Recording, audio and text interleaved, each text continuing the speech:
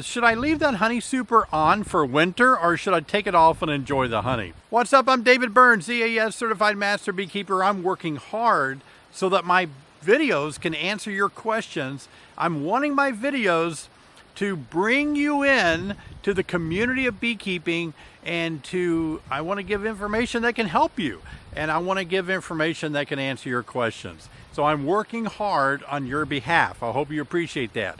Today I'm working hard. I'm going to get into a hive here almost fall. We're going to open this hive up and see if it's ready for winter or not. Got to get into this hive, see if there's enough stored honey, and also see if there's enough bees of winter physiology that would be capped over pupae that we would hope to see in that hive. The more frames of capped brood, that'd be the bees that we'll see in the spring. So fingers crossed that this hive is going to be okay. The last one that we had in the last video kind of scared me. That 1 week I didn't see a queen or anything. So come along with me, and I'm going to walk you through what to look for. Remember, got to keep this under 15 minutes, the hive inspection, or we could attract robbers in the fall during a dearth. And so we're going to get in there and take a look, and I'm going to tell you what I'm going to do with that honey super on top. Should we take it or should we leave it? Let's get in there. All right, we're going to do a fall inspection.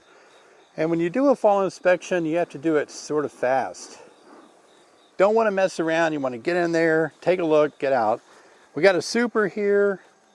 And so we want to take a look at this super, see if they've done anything to it. It's above a queen excluder. It's been a while since I've been in here. My grandson, Luke, has his bubble machine going, and that's why you might see bubbles. I don't see any small hive beetle on that top cover. That is a cool thing. Yeah, this honey super, 1, 2, 3, 4, 5, 6, 7, 8, 9, 10. It's got 10 frames in it. And they are capped over beautifully. Let me show you that. We may have to turn this bubble machine off. I feel like I'm on the Lawrence Welk show or something. Look at that. Getting bubbles in my honey. So they're all that way. All these super frames are the identical way. They're just capped over, beautifully done. Now these are all plastic frames. Sometimes, you know, we hear negative comments from beekeepers talking about all plastic frames. They pull them out strange, or they don't put honey super. They don't put honey in them and all that. But look at that. Talk about your just excellent honey super on an all plastic frame. All of those are that way, so I can't say anything bad at all about plastic frames, as you can tell. All right, so let's get down and see if we got a queen doing some work below that queen excluder. Again, in the fall, what you want to do is work purposefully. You don't want to mess around. You want to look at a few things, check on a few things, and then get in and out. Oh, that propolis is really sticky in the fall. Plus, this honey super is heavy. It's kind of stuck to the queen excluder. Let's give it a go, see what we can do. Probably weighs roughly, I don't know, it feels like about 40 to 50 pounds.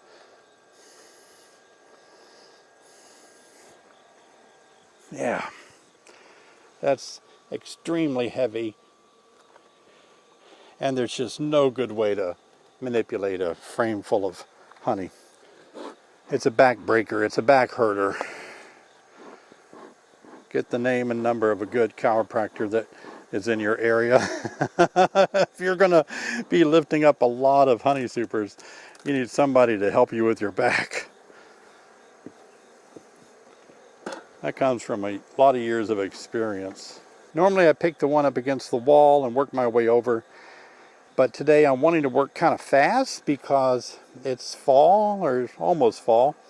And I just want to take a peek, see how my queen's doing. I feel like if I take this frame out here, there's not a lot of bees that are actually not a lot of comb that I'm going to destroy or mess up by lifting this particular frame up.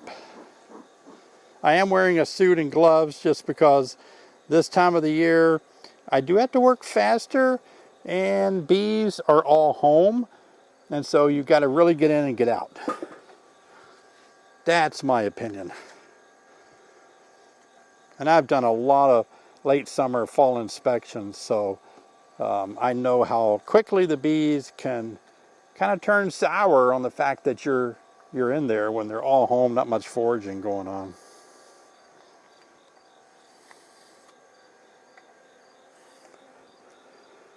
Okay, I don't see much in the way of brood on that frame, but I do see some on this frame. It's a good laying pattern to me. Let's leave this one out for a second while we look at another one.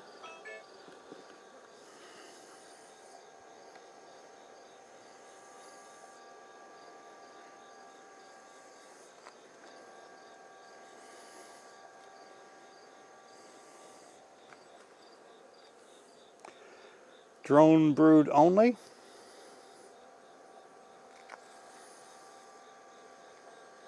So I don't think I want to go down deeper. Maybe I need to go the other way. Maybe.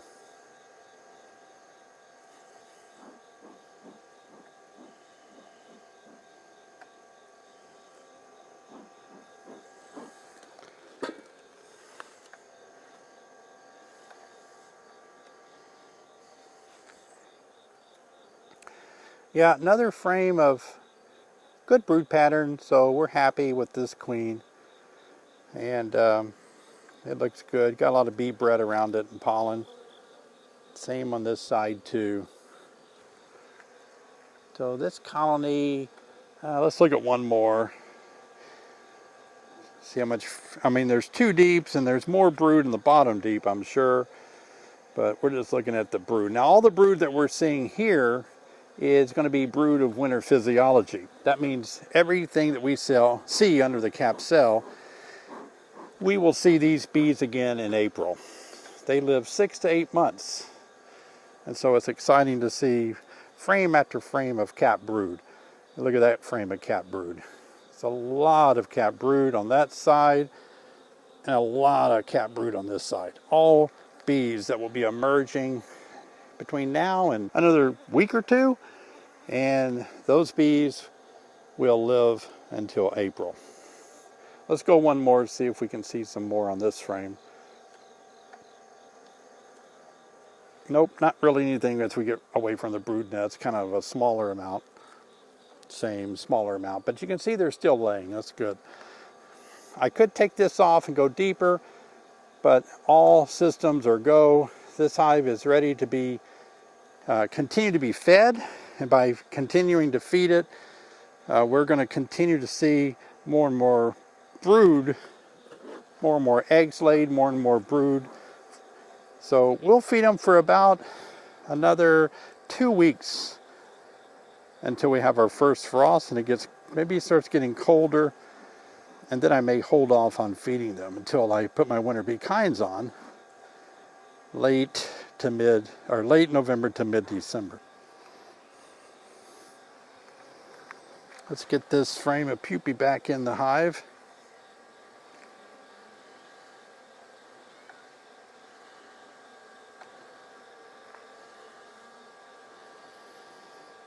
All right. And we could start feeding them since our honey super is capped over. That means that they're not going to put any sugar water in the caps of the super, but I think we'll wait a little bit longer because we do have some goldenrod starting to bloom. I mean, I would like to start feeding them, but I'm going to wait a little bit longer, I think. I took the queen excluder off because if I decide to not take the super and leave it for them, I don't want that queen excluder on there. Well, that hive inspection went quite nicely. I thought it was going to be a little more, bees would be a little more defensive, but it wasn't bad at all. I still wanted to suit up and have my gloves on. Got a good smoker going. We were able to look at the hive and kind of making a decision now on why you clicked on this thumbnail probably is, should I leave that honey super on for winter or should I take it off and enjoy the honey? You know what? I've decided to leave it on. I do like going through the winter sometimes with one honey super that's full like that. And that way the bees, as they migrate up toward the top, as winter progresses, then they'll have more food above them. That's probably about 30 to 40 pounds of honey above them. Now, I will continue to feed them in the winter, my Winter Be Kind, and it's an added insurance, and we are selling those now. So look on the link below in the description. If you haven't heard of my Winter Be Kind, it is really a good way to keep your bees well fed throughout the winter. That's important. The solar panel in the background, look at those panels. Sherry and I decided to take the honeybee farm solar. And so that was a big process.